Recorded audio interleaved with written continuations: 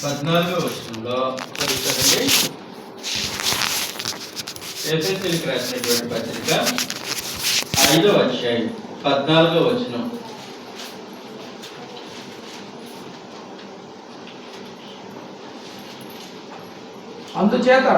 అందుచేత నిద్రించుచున్న నీవు మేల్కొని మృతులలో నుండి లేము.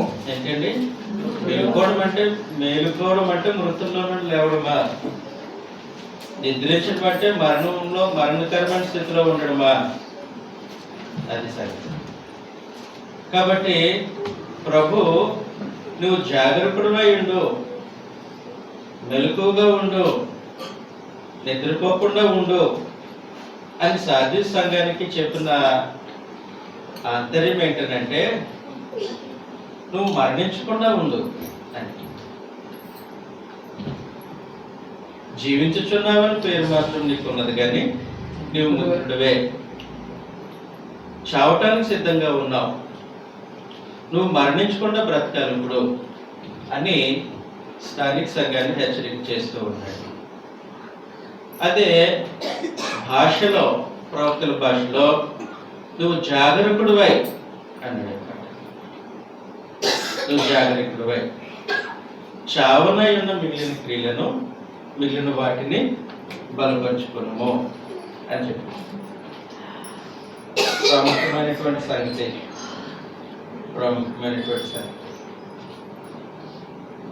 వాస్తవానికి సార్దీస్లో ఉన్న పరిస్థితి ఎలాంటిదని అంటే, అంతకుముందు సార్దీస్ పట్టణం ఎదురు చూసిన పరిస్థితి. వారు చాలా ధీమాగా ఉన్నారు. మేము కొండ చర్య ప్రాంతంలో నివసిస్తున్నాం, మా పట్టణంలోనికి శత్రువులు రావటానికి వేరే త్రోవ లేదు, ఉన్నది ఒకటే ఒక త్రోవ, కాబట్టి శత్రువు మా మీద దొంగగా వచ్చి పడటానికి వీల్లేదు అని అందరూ చాలా ధీమాగా ఉన్నారు. అందరూ చాలా ధీమాగా ఉంటే కావలి వారు ప్రత్యేకించి వారు నిద్రపోకుండా కాపు కాయవలసిన వాళ్ళు కూడా ధీమాగానే ఉన్నారు. అలాంటి పరిస్థితుల్లో కోరేషు పారసిక రాజు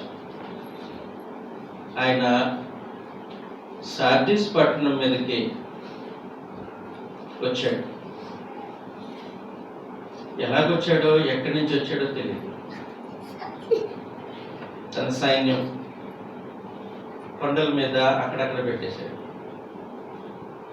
వీళ్ళు అనుకుంటున్నారు అంత నెమ్మదిగా ఉంది, మనతో ఎవరు యుద్ధం చేస్తారులే, ఏ శత్రువు దాడి చేస్తాడులే అని వాళ్ళు ఎదురుమతులో ఉన్నారు. వాళ్ళు అనుకోకుండా, వాళ్ళు ఊహించని రీతిలో వారి మీద దాడి జరిగింది. దొంగ వచ్చినట్టు దాడి జరిగింది, ఊహించలేదు, దాడి జరిగింది. కోరేష్ వారిపైన దాడి చేసి,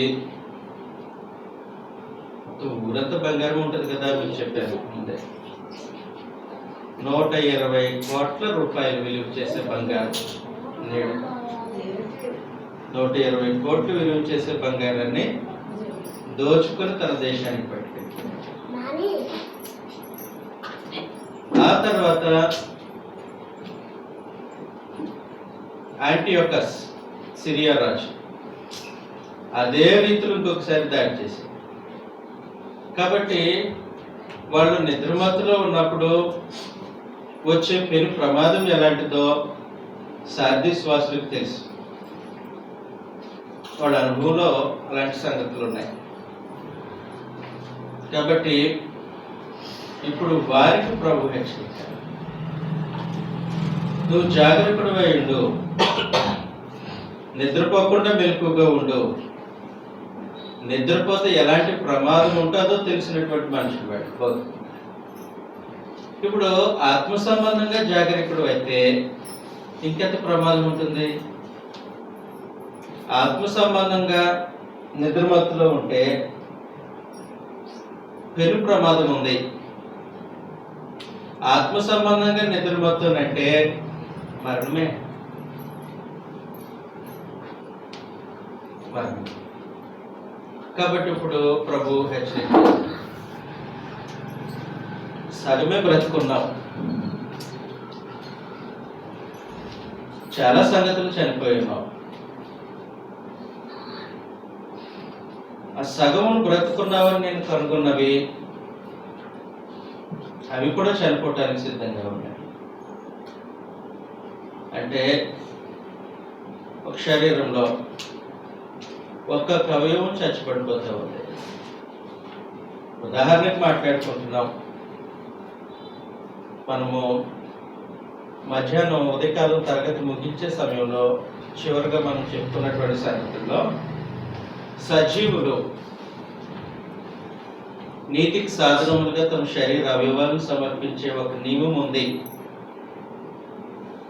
మనిషి బ్రతుకున్నాడు ఆత్మ సంబంధం గంటలకు రుజువు కళ్ళు, చెవులు, నోరు, చేతులు, కాళ్ళు. దేవుడు అనుగ్రహించినటువంటి శరీరంలో ప్రతి అవయవం నీతికి సాధనముగా దేవునికి సమర్పించాల్సిన అవసరం. చేతులు సమర్పించలేదు, చచ్చిపడిపోయాయి. ఆత్మ సంబంధంగా చచ్చిపడిపోయాయి. అంటే చేతులు సమర్పించే క్రమంలో ఇలాంటి నియమం ఒకటి ఉంది. ఎఫెసీయులకు రాసినటువంటి పత్రిక, ఎఫెసీయులకు రాసినటువంటి పత్రిక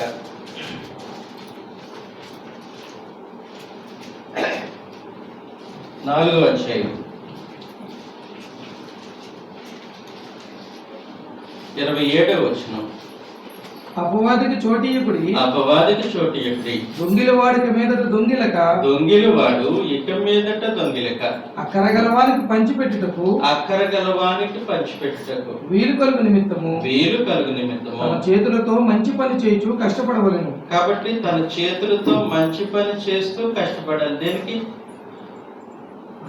దేనికి కష్టపడాలి?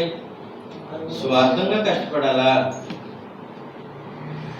స్వార్థపూరితంగా కష్టపడాలా? అక్కర గలవానికి పంచిపెట్టే ఒక సత్క్రియ కూడా దాంట్లో ఇమిడి ఉంది. అక్కర గలవానికి పంచిపెట్టడానికి చేతులతో ఏ పని పెడితే ఆ పని కాకుండా మంచి పని చేస్తూ కష్టపడుతున్నారు. చేతులు నీతికి సాధనముగా దేవునికి సమర్పించినట్టు పని చేయట్లేదు. అలాగా అక్కడికి వారికి పంచిపెట్టడానికే మంచి పనులు చేయట్లేదు. అప్పుడు చేతులు ఏమయ్యాయి? చచ్చిపడిపోయాయి. ఏ రూపంగా? ఆత్మ సంబంధంగా చచ్చిపడిపోయాయి. చెవులు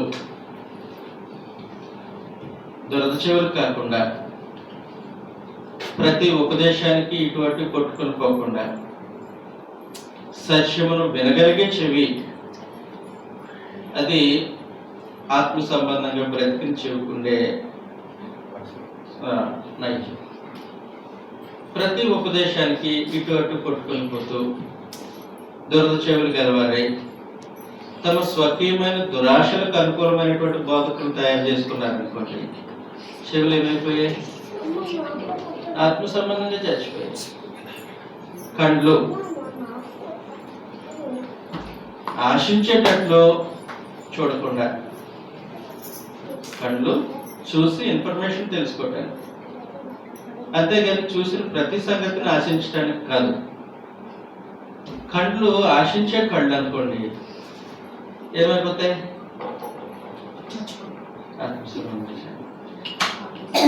అలాగూ దేహంలో ఒక్కొక్క అవయవం చనిపోయినట్టు సార్దీసులో ఉన్నటువంటి సంఘం యొక్క పరిస్థితి, వారి ఆత్మ సంబంధంగా ఒక్కొక్క అవయవాన్ని చనిపోతారు. కొన్ని మిగిలిన్నాయి. కాబట్టి ప్రభు ఏమంటున్నాడనంటే, చావనై ఉన్న మిగిలిన వాటిని బలపరుచుకో. బ్రతుకున్న దగ్గర నుంచి మళ్ళా పునర్జీవం ప్రారంభించు. ఏవో బ్రతుకున్నాయి కొన్ని అవయవాలు. డాక్టర్లు ఏం చేస్తారనంటే ఉన్న అవయవాలను బాగా పనిచేసేటట్లు మందులు ఇస్తూ మిగిలిన అవయవాలు కూడా కోలుకునేటట్లుగా ట్రీట్మెంట్ చేస్తారు. అంతే కదండి. అలాగూ ఇప్పుడు ప్రభుత్వం చేస్తూ సార్దీస్లో ఉన్నటువంటి సంఘానికి ఆయన ప్రేమపూర్వకమైనటువంటి హెచ్చరిక ఏంటంటే బ్రతుకున్న అవయవాలు కాపాడుకో, మిగిలిన అవయవాలు బలపడేటట్లుగా చేసుకో, బ్రతకడానికి ప్రయత్నం చేయి అని తెలియజేశారు. బ్రతకాలంటే ముందు మెలకుగా ఉండాలి. జాగరూకులు అయితేనే బ్రతకటానికి అవకాశం ఉంటుంది. మెలకుగా ఉండాల్సింది. రోమిలకు రాసినటువంటి పత్రిక ఎలాంటి పరిస్థితిని ఎదుర్కోవటానికి మెలకుగా ఉండాలి. రోమిలకు రాసినటువంటి పత్రిక 13వ అధ్యాయం 11 నుంచి మనం చదివితే, మరియు మీరు కాలమును ఎరిగి నిద్ర మేలుకొని వేళ అయినదని తెలుసుకొని, మీరు కాలమును ఎరిగి నిద్ర మేలుకొని వేళ అయినదని తెలుసుకొని అలాగు చేయుడి. మనము విశ్వాసమైనప్పటికంటే, ఇదిగోండి ఏదో మాట్లాడుతున్నారు, విశ్వాసం అయినప్పటికంటే బాప్తిస్మం పొందినప్పటికంటే ఇప్పుడు రక్షణ మనకు మరి సమీపముగా ఉన్నది. రాత్రి చాలా గడిచి పగలు సమీపముగా ఉన్నది కనుక మనము అంధకార క్రియలను విసర్జించి అంధకార సంబంధమైన క్రియలను విసర్జించి తేజస్ సంబంధమైన యుద్ధోపకరణలను ధరించుకుందాము. అది జాగరూకులమై ఉండటానికి తేజస్ సంబంధమైన యుద్ధోపకరణాలు ధరించుకోవాలి. తేజస్ సంబంధమైన యుద్ధోపకరణాలు ఏంటో అవి? తేజస్ సంబంధమైన యుద్ధోపకరణాలు అంటే యుద్ధోపకరణాలు అంటే యుద్ధం చేయడానికి అనుకూలమైనటువంటి సామాగ్రి, ఉపకరణాలు ఏంటో మనకందరికీ తెలిసినట్టు తేజస్ సంబంధమైనటువంటి యుద్ధోపకరణంలో ఎఫెసీయులకు రాసినటువంటి పత్రిక 6వ అధ్యాయం 10వ వచనంలో నుండి తుదకు ప్రభు యొక్క మహాశక్తిని బట్టి ఆయన యందు బలవంతులై ఉండుడి. మీరు అపవాది తంత్రములను ఎదిరించుటకు శక్తిమంతులగునట్లు దేవుడిచ్చు సర్వాంగ కవచము ధరించుకునడి. కాబట్టి తేజస్ సంబంధమైన యుద్ధోపకరణాలవి వాటిని ధరించుకోవాలి అంటూ అపవాదిని ఎదిరించడానికి మనం జాగరూకులమై మెలకుగా ఉండాలి. వాస్తవానికి మనందరికీ తెలిసిన సంగతి, సింహం తిరుగుతుంది, గర్జిస్తూ తిరుగుతుంది, ఎవరిని మింగుదుమా అని తిరుగుతూ ఉంది.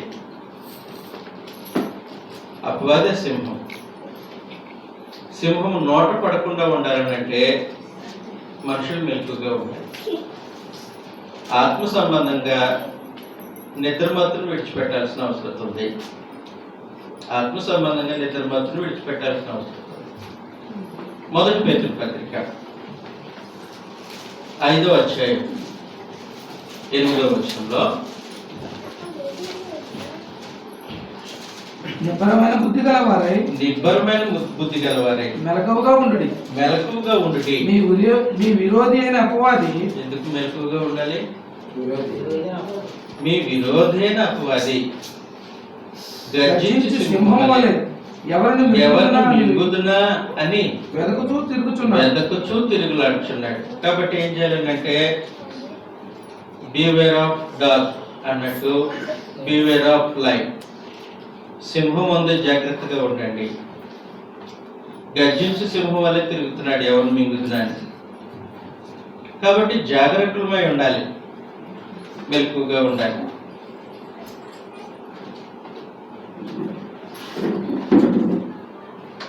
మన సహోదరులు అంటున్నారు,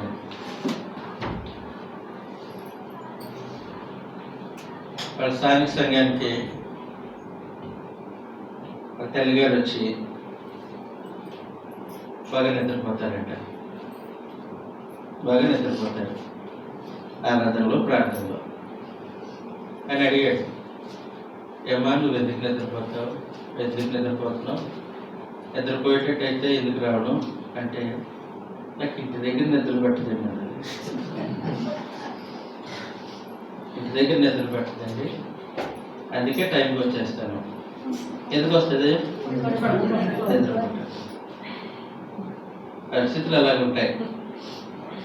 కానీ మెలకువగా ఉండడం, ప్రత్యేకించి ఆత్మ సంబంధంగా మెలకువగా ఉండడం ప్రాముఖ్యమైనటువంటి సంగతి. కారణం ఏమనంటే, మనకొక విరోధి ఉన్నాడు. విరోధి గర్జించి సింహం వల్లే తిరుగుతున్నాడు. ఎవరు అప్రమత్తంగా ఉంటే వాళ్ళు మింగేద్దామని తిరుగుతున్నాడు. ప్రత్యేకించి నిద్రపోయేవాళ్ళు ముందు మింగేస్తాడు. కాబట్టి ఏమన్నారంటే, మీరు మెలకువగా ఉండండి, ఆత్మ సంబంధంగా మెలకువగా ఉండండి, జాగ్రత్తలు వేయండి. ప్రాముఖ్యమైనటువంటి సంగతి. వాస్తవానికి సాధారణంగా జరిగే సంగతి ఏంటంటే, ఇప్పుడంటే నైట్ షిఫ్ట్లు వచ్చేసాయి. కానీ పూర్వపు దినాల్లో పగలు పనిచేసేవారు, రాత్రి నిద్రపోయేవారు. క్రైస్తవులతో పరమదేవుడు తెలియజేస్తున్న సంగతి, అసలు రాత్రే లేదు, మనకి రాత్రే లేదు. ఈ జీవితంలో చీకటే లేదు. ఈ జీవిత కాలంలో రాత్రి లేదు. మరి మనం ఎవరు? మీరు పగటి వారు, పగటి సంబంధులు, వెలుగు సంబంధులు. ఇంత ఖచ్చితంగా గ్రంథం మాట్లాడుతూ ఉన్నప్పుడు రాత్రి చీకటి అనేది ఏ కోసానైనా మన జీవితంలో ఉండడానికి అవకాశం ఉందా? రాత్రి అనేది ఉంటే నిద్రపోవడానికి అవకాశం ఉంటుంది. అసలు రాత్రే లేని జీవితం కదా, చీకటే లేని జీవితం కదా. మొదటి తెస్సలోనికీ పత్రిక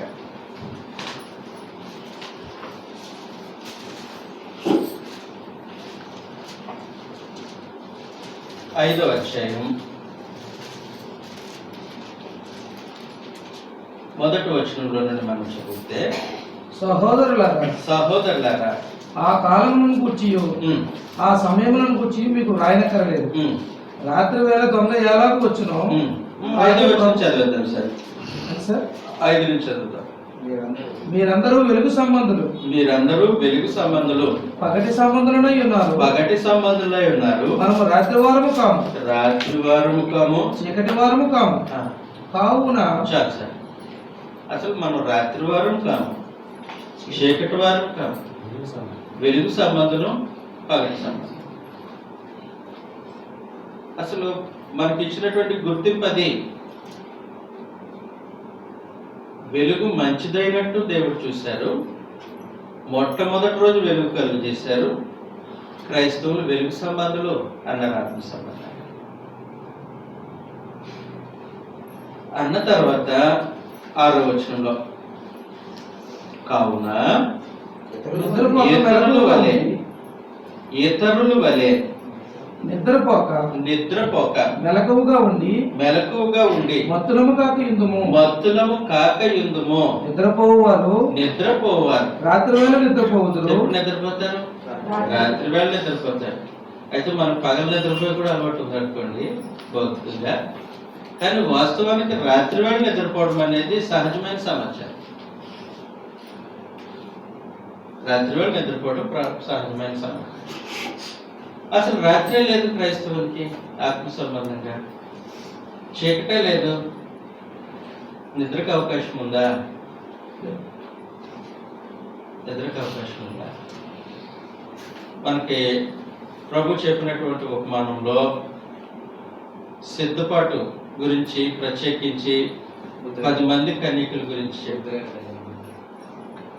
బుద్ధి లేని కన్యకులు, బుద్ధిగల కన్యకులు సిద్ధపడలేదు, పైగా నిద్రపోయారు. పోగొట్టుకున్నారు కదా, పోగొట్టుకున్నారు.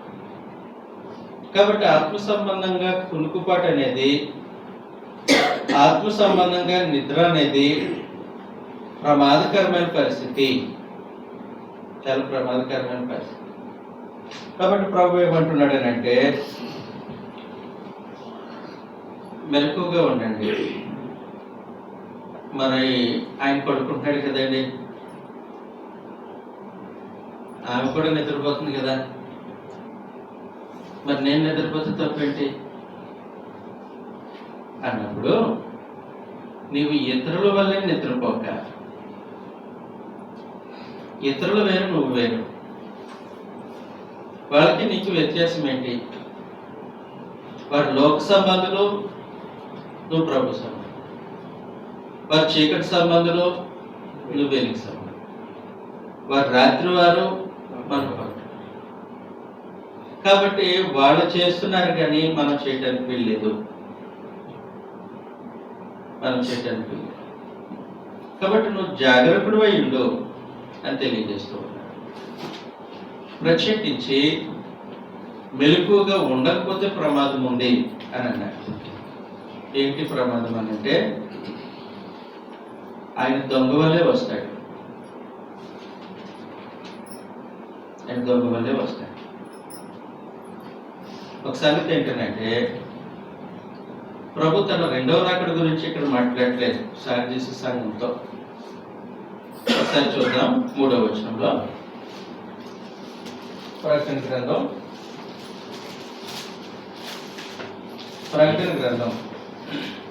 3వ అధ్యాయం 2వ వచనంలో, నీ క్రియలు నా దేవుని ఎదుట సంపూర్ణమైనవిగా నాకు కనబడలేదు కనుక జాగరూకుడవై చావనయున్న మిగిలిన వాటిని బలపరచుము.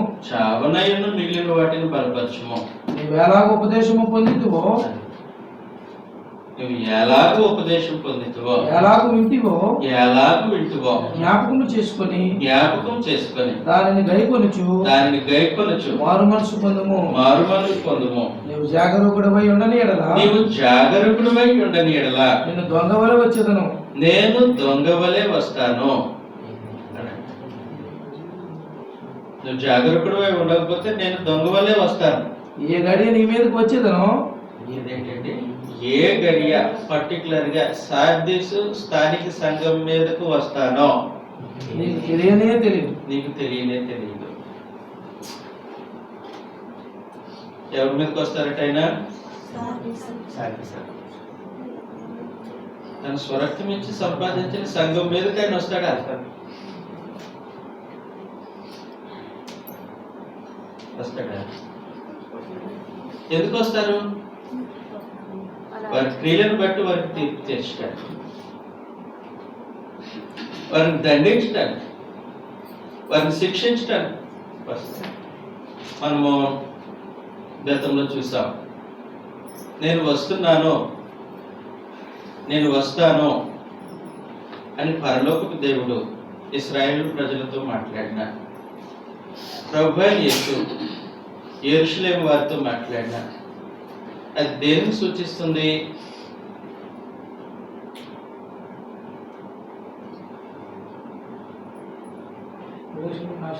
పోయిన వారం మనం పోయిన నెలలో ఈ సాయం మనం మాట్లాడుకున్నట్టు నాకు జ్ఞాపకం వస్తుంది. దేనిని సూచిస్తుంది? తీర్పును సూచిస్తుంది, తీర్పును సూచిస్తుంది. ఏ జనాంగం మీదకైనా, ఏ జాతి మీదకైనా తమ అవిధేయతను బట్టి దేవుడు తన ఉగ్రతను, తీర్పును సూచించడానికి ప్రవచన భాషలో, ప్రత్యేకించి బైబిల్ భాషలో వచ్చుచున్నాను లేదా రాకడా అనే పదజాలం ఉపయోగిస్తారు. నేను త్వరగా వచ్చుచున్నాను అంటున్నారు. గతంలో చెప్పాను, మత్తయి సువార్త 24వ అధ్యాయం, మర్చిపోతే ఎలాగండి?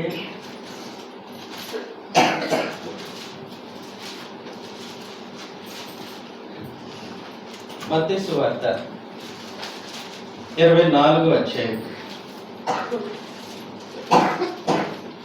37వ వచనంలో నుండి నోవహు దినములు ఎలాగుండెను మన 23-37 నుంచి చదువుతాం సార్. యెరూషలేమా యెరూషలేమా యెరూషలేమా యెరూషలేమా, ప్రవక్తలను చంపుచును ప్రవక్తలను చంపుచును, నీ యొద్దకు పంపబడిన వారిని నీ యొద్దకు పంపబడిన వారిని రాళ్లతో కొట్టుచును ఉండుదానా, రాళ్లతో కొట్టుచూ ఉండుదానా, కోడి తన పిల్లలను రెక్కల కిందకి ఎలాగూ చేర్చుకును, కోడి తన పిల్లలను రెక్కల కిందకి ఎలాగూ చేర్చుకున్నో అలాగే నేనును నీ పిల్లలను నేను నీ పిల్లలను ఎన్నో మారులు చేర్చుకొనవలనని ఎన్నో మార్లు చేర్చుకొనవలనని ఇంటిని గాని మీరు వల్లకపోతిరి. ఇదిగో మీ ఇల్లు మీకు విడవబడి ఉన్నది, ఇది మొదలుకొని ప్రభువు పేరిట వచ్చి వాడు స్తుతింపబడుగాకని మీరు చెప్పు వరకు నన్ను చూడాలని మీకు చెప్పుచున్నాను. కాబట్టి యెరూషలేము చరిత్ర కలిగినటువంటి పట్టణం, మంచి చరిత్ర లేదు. ప్రభు మొత్తము యెరూషలేము వాసులని ఆ పట్టణంలో ఉన్న పరిస్థితులను చూసినప్పుడు మొదటి నుంచి వాళ్ళల్లో చెడు సమాచారాన్ని కనుగొన్నారు. మంచి లేదు వాళ్ళలో. ప్రవక్తలను చంపారు. ఎన్నోసార్లు కోడి తన రెక్కల క్రిందకు చేర్చుకోవాలని పరమదేవుడు ప్రయత్నం చేసిన, ప్రభు ప్రయత్నం చేసిన వాళ్ళు లోబడిన వారు కాదు. కాబట్టి ప్రభు వారి యొక్క హృదయ కాఠిన్యాన్ని బట్టి యెరూషలేముకు తీర్పు తీర్చబోతున్నారు. యెరూషలేము మీదకి రాబోతున్నారు. ఎప్పుడు, ఎలాగా అనేది ఇప్పుడు ప్రశ్న. 24వ అధ్యాయం చదువుతాం మొదటి నుంచి. యేసు దేవాలయం నుండి బయలుదేరి వెళ్ళుచుండగా ఆయన శిష్యులు ఆ దేవాలయపు కట్టడమును ఆయనకు చూపింపవచ్చిరి. అందుకైనా మీరు ఇవన్నీ చూచుచున్నారు కదా, రాతి మీద రాయి ఒకటైనను ఇక్కడ నిలిచి ఉండకుండా పడద్రోయబడునని మీతో నిశ్చయముగా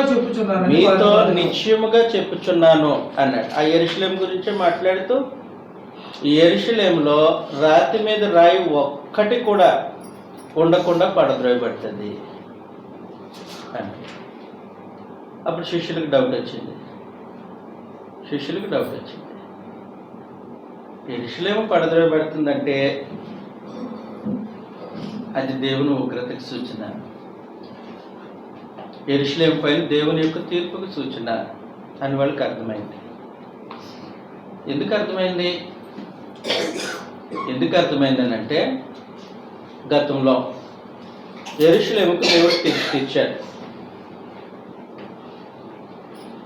యెరూషలేముకు దేవుడు తీర్పు తీరిస్తే బబులోను రాజు వచ్చి యెరూషలేము దేవాలయాన్ని పడగొట్టి దాన్ని కాల్చి వేశాడు. ఇప్పుడు ప్రభు కూడా అలాంటి సంగతి మాట్లాడుతాడు. ఈ దేవాలయం మీద రాతి అని రాయి లేకుండా పడద్రోయబడుతుంది అన్నప్పుడు శిష్యులు వెనక్కి ఆలోచన చేసి ఒక ప్రత్యేకమైన ప్రశ్న అడిగారు ప్రభు. చదువుతాం ఒకసారి. తర్వాత వచ్చిన ఆయన ఒలీవ కొండ మీద కూర్చుని ఉన్నప్పుడు శిష్యులు ఆయన ఎదుకు ఏకాంతముగా వచ్చి, ఇవి ఎప్పుడు జరుగును, నీ రాకడకును ఈ యుగ సమాప్తికి నీ సూచనలేవి? నీ రాకడకును యుగ సమాప్తికి సూచనలేంటి అంటే, అసలు ప్రభు చెప్పింది అంటే వీళ్ళు అడిగిన ప్రశ్న ఏంటి? యెరూషలేము నాశనం అయిపోతుంది, దేవాలయం పడగొట్టబడుతుంది అని ప్రభు చెప్తే వీళ్ళు అడిగిన ప్రశ్న ఏంటి? అయితే నీ రాకడ ఎప్పుడు చెప్పు అంటే, నువ్వు వస్తే యెరూషలేము తీర్పా? ప్రభు నువ్వు వస్తావు అని అంటే అది యెరూషలేముకు తీర్పు అనమాట. వారు దేవుని ఉగ్రతను అనుభవించబోతున్నారనమాట అనేది వాళ్ళకి అర్థమైంది. వాళ్ళకి అలాగెందుకు అర్థమైందనంటే, ప్రవక్తల గ్రంథాల్లో ఎప్పుడైనా యెహోవా వేంచేయుచున్నాడు లేదా దేవుడు వచ్చుచున్నాడు అని చెప్పిన సంగతి తీర్పును సూచిస్తుంది. యెషయా గ్రంథం 19వ అధ్యాయం 1వ వచనంలో ఐగుప్తును గూర్చిన దేవోక్తి. ఐగుప్తును గూర్చిన దేవోక్తి. యెహోవా వేగము గల మేఘము ఎక్కి ఐగుప్తునకు వచ్చిచున్నాడు. ఐగుప్తునకు వచ్చిచున్నాడు. ఆయన వస్తున్నాడా? దేవుడు వస్తున్నారా? వస్తున్నాడు. ఎందుకు వస్తున్నారు? చదువుతాం ఒకసారి. ఐగుప్తు విగ్రహములు ఆయన సన్నిధిని కలవరపడును. ఐగుప్తీయుల గుండె కరుగుచున్నది. నేను ఐగుప్తీయులను లేపెదను. సహోదరుల మీదకి సహోదరులు, పొరుగువారి మీదకి పొరుగువారు లేచుదురు. పట్టణముతో పట్టణము యుద్ధము చేయును. కాబట్టి అది సంగతి.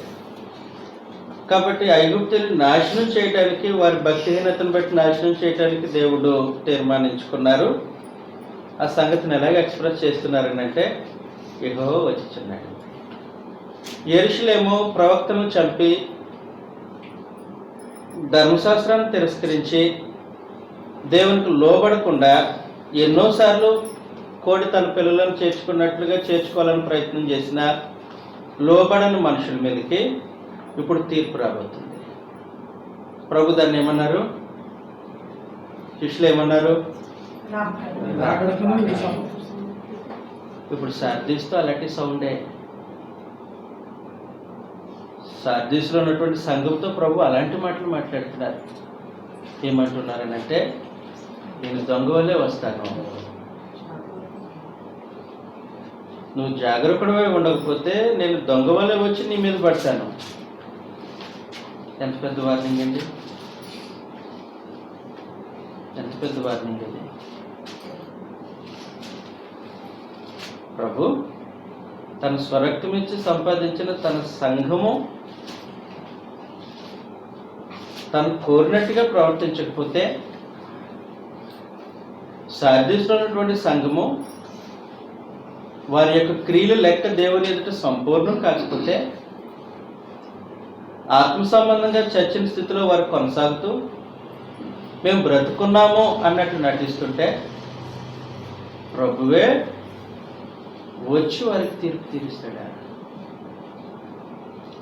అంటే ప్రభువే తన ఉగ్రతను అక్కడ కనపరుస్తారా?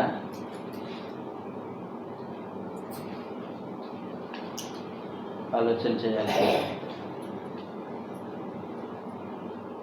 చేయాల్సిన సంగతి. కాబట్టి ప్రభు ఏమంటూ ఉన్నారనంటే, నువ్వు జాగరూకుడుగా లేకపోతే నేనే నిన్ను శిక్షిస్తాను, నీ మీదకి నేనే వస్తాను. ఏ స్థానిక సంఘము ఇలాంటి వార్నింగ్ తీసుకోలేదు. మరలా చెప్దాం. ఎఫెస్కి ఇచ్చిన వార్నింగ్ ఏంటి? ఎఫెస్ స్థానిక సంఘానికి ప్రభు ఇచ్చినటువంటి హెచ్చరిక ఏంటి? దీపస్తంభం నీ దగ్గర నుంచి తీసేస్తాను, జాగ్రత్త. స్మరణకు కూడా వార్నింగ్ ఉంది.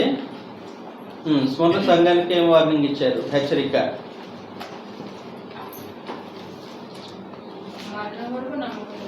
మరణం వరకు నువ్వు నమ్మకంగా ఉండాలి అని ఇచ్చారు. పెర్గెమో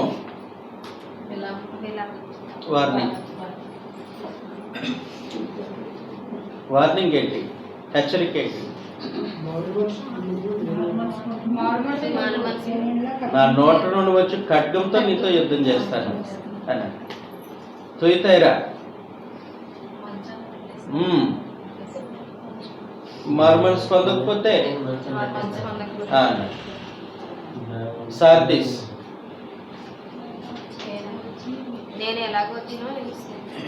దొంగ వల్లే వచ్చి నీ మీద పడతాను. ఇంకేముంటది?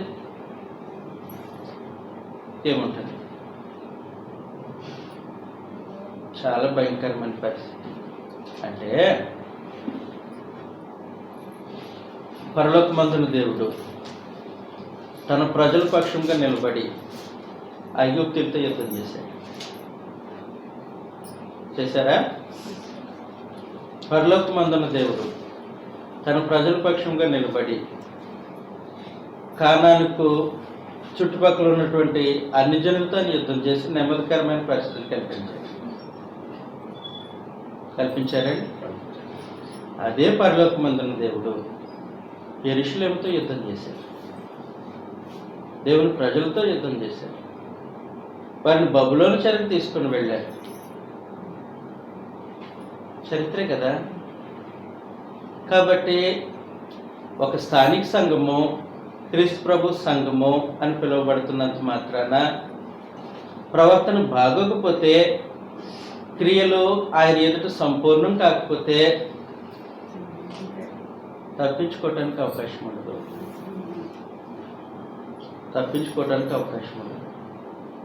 ఆయనే తీర్పు తీరుస్తాడు.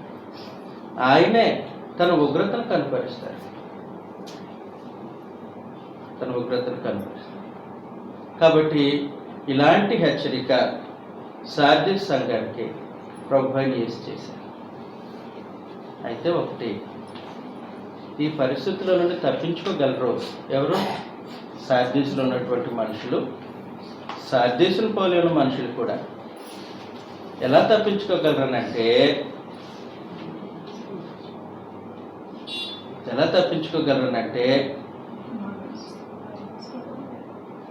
మీరు ఎలాగో ఉపదేశింపబడుతారో దానిని గైకొని మారు మనసు పొందితే, ఎలాగో ఉపదేశింపబడుతారో దానిని గైకొని మారు మనసు పొందితే సార్దీసు వారు సైతము తప్పించుకోగలరు.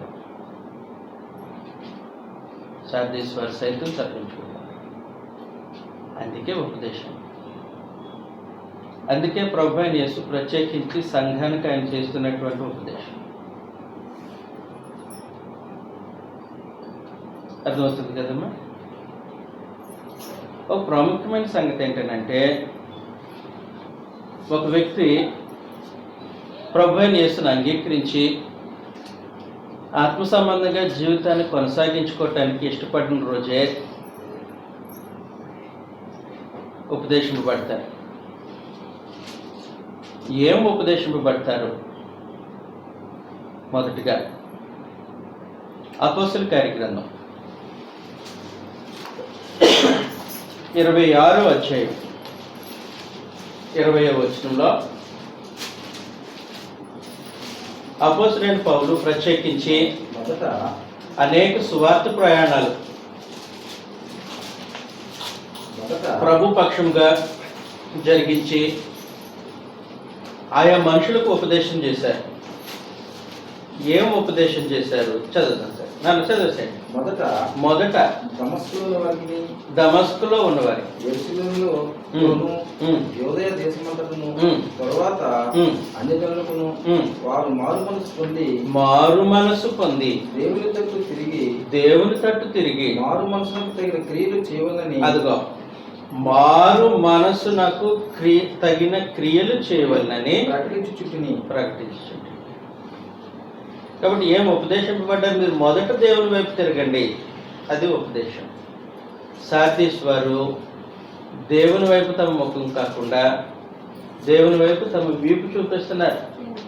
ముఖం వేరే చోట. ఎటు తిరగాలి? దేవుని తట్టు తిరగాలి. ఆయనను చూడాలి, ఆయన ప్రేమను చూడాలి, ఆయన అర్థం చేసుకోవాలి, ఆయన మనసు ఏంటో గ్రహించాలి. అది విడిచిపెట్టేసి ఇటు తిరిగారు. చాలాసార్లు ఈ సంగతి జరిగిందిలేండి, ఇది ఒకసారి కాదు. ఇశ్రాయేలు ప్రజలు ఎన్నోసార్లు ప్రభు వైపు తమ ముఖం తిప్పుకోకుండా వెనక్కి తిప్పుకున్నారు. అలాగే సార్దీస్ వారు కూడా చేస్తూ ఉన్నారు. కానీ ఉపదేశ క్రమం ఏంటి? ఉపదేశింపబడిన సంగతి ఏంటి? మీరు దేవుని వైపు తిరగండి. మారు మనసుకు తగిన నేను మారు మనసు పొందానండి కాదు. మారు మనసు పొందిన వాళ్ళు చేసే క్రియలు ఉన్నాయి, వాటిని చేయాలి. ఆ క్రియలు సార్దీస్ వాళ్ళు సంపూర్ణంగా. కాబట్టి ఏదైతే లోపం కలిగి ఉన్నారో ఎక్కడైతే వాళ్ళు చేయకుండా ఉన్నారో ఆలోచన చేసి దిద్దుకొని మరలా క్రియలు కొనసాగుతూ ఉంటే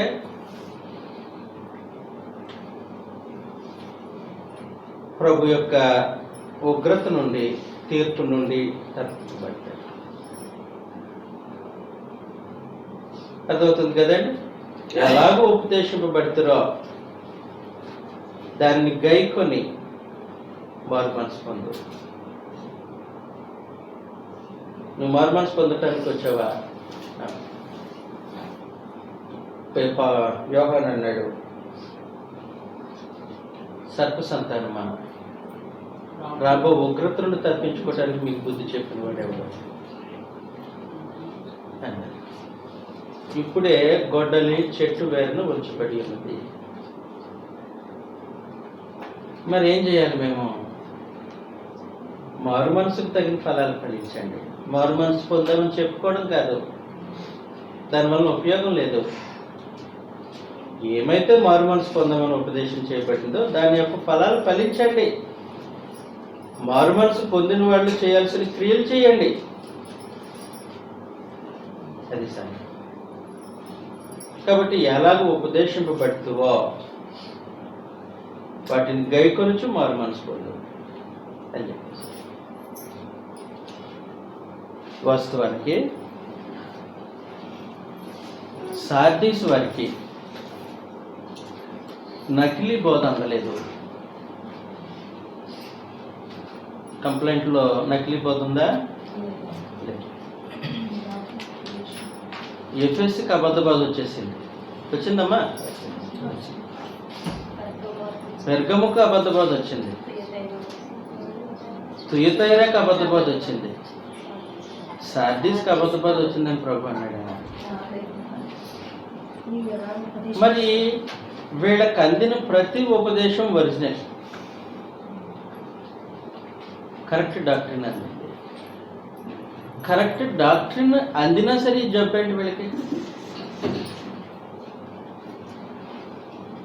కరెక్ట్ డాక్ట్రిన్ అందినా చెప్పండి.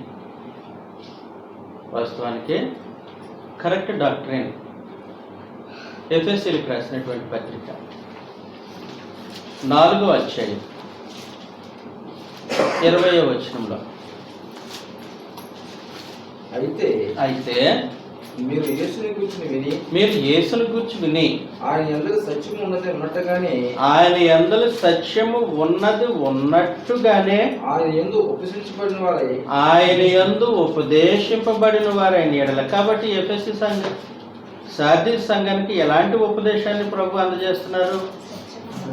ఒకచోట అబద్ధం ధరిచారనకుండా ఆయన యందు సత్యం ఉన్నట్లుగానే ఉపదేశింపబడుతూ ఉన్నారు. ఆయన యందు సత్యం ఉన్నట్లుగానే ఉపదేశింపబడ్డారు. కానీ స్పందన లేదు. మారు మనసు తగినటువంటి క్రియలు లేవు. జీవించున్నట్టు కనబడుతుంది కానీ మృతులే. కాబట్టి నువ్వు ఎలాగ ఉపదేశింపబడ్డావు? సత్యం ఉన్నట్లుగా ఉపదేశించాను కదా నీకు.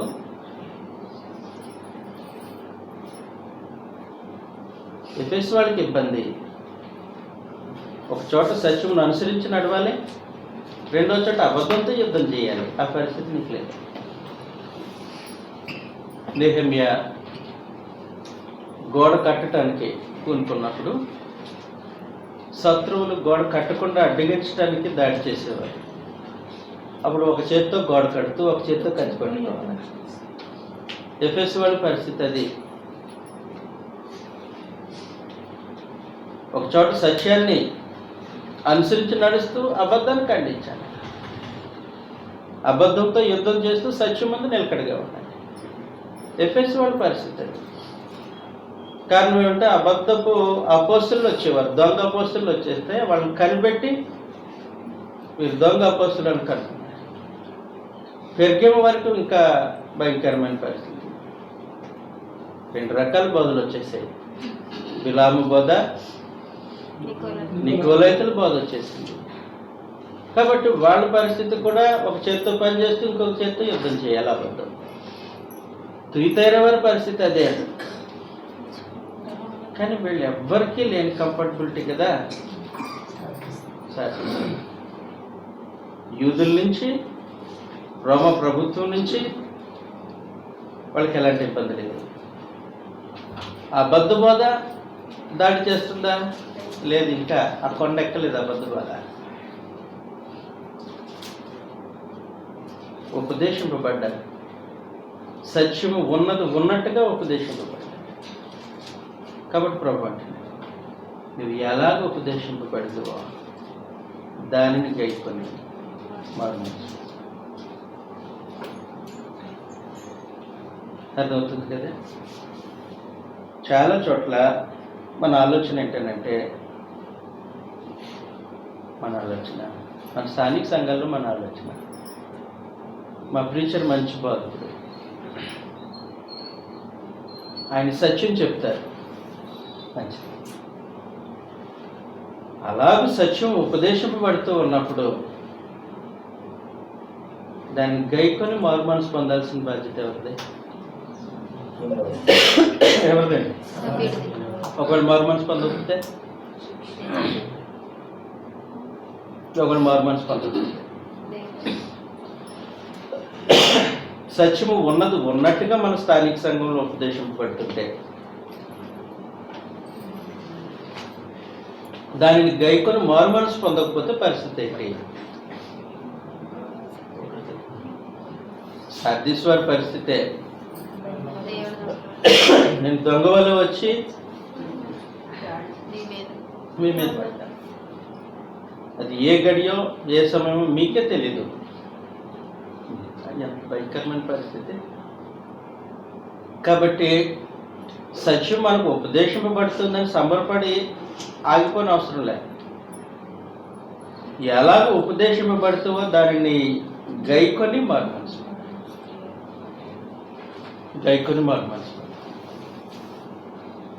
కాబట్టి సార్దీస్ సంఘానికి హెచ్చరిక, ప్రేమపూర్వకమైన హెచ్చరిక, మారు మనసును కూర్చున్నటువంటి హెచ్చరిక. అర్థమైంది కదండి ఇప్పుడు.